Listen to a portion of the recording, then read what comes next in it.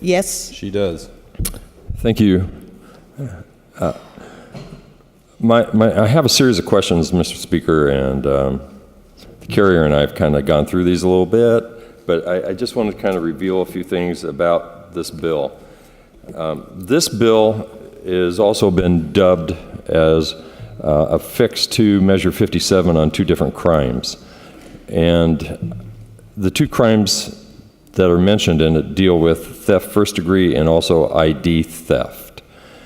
Can you advise whether or not these two crimes are very intrusive to voters or Oregonians?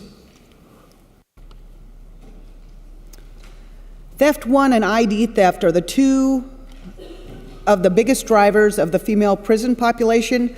Both are largely addiction-driven and nonviolent. Unless you treat the underlying addictions, you will get repeat crimes. House Bill 3078 restores the presumptive sentence for these crimes back to 13 months from 18 months, holding people accountable and funding local resources to address the root causes of addiction and addiction-driven crime. Instead of spending $17.5 million on a new women's prison, both of these crimes remain felonies.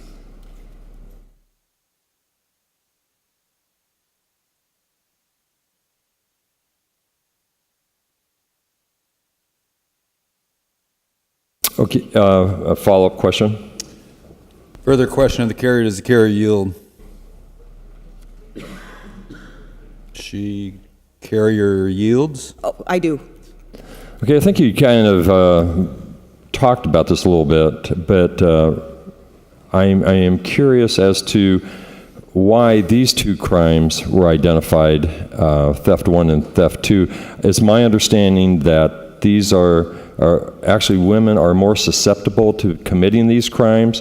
However, I mean, obviously men do more of this because they do so many more crimes, but women seem to have the potential to be committing these crimes.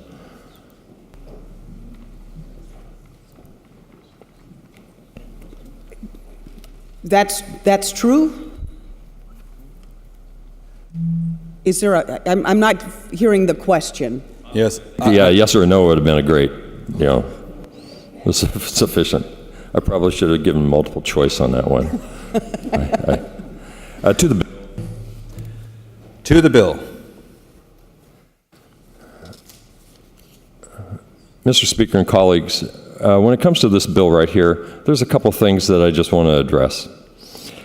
We do have another bill that I don't want to mention what it is, but it is going to be coming to the House floor, and it identifies 6 controlled substances.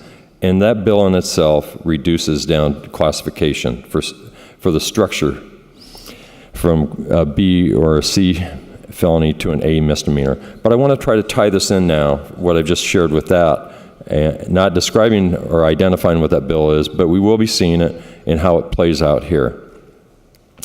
I'm not convinced that House Bill 3078 is needed to avoid additional prison costs for opening another prison, especially when you have the prison forecast just recently come out that over the next 10 years, there is only going to be an increase of 11 beds in the women population.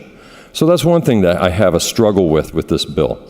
The second thing is that if you recall, when Measure 57 was passed and what the premise was behind it, it was a focus toward wanting to discuss the issue of voters were tired of property crime and also drug offenses. One of the things I forgot to ask the carrier on, but it's still true to this day, is that back then, 85% of all property crime was drug-driven. It has not changed. So my concern is, as you tie what I've just shared about the potential of this other bill coming in with reducing the sentence classification or the crime classification of 6 drugs down lower and then tying it into here, I think what you're going to see is for every action there is an equal and opposite reaction. And I believe if we lower the crime classification of the 6 drugs I'm kind of addressing, mentioned along with decrease in the sentence for ID theft and theft first degree, you'll see an increase in property crime. That's where I want to go, and that's what I wanted to really share with you.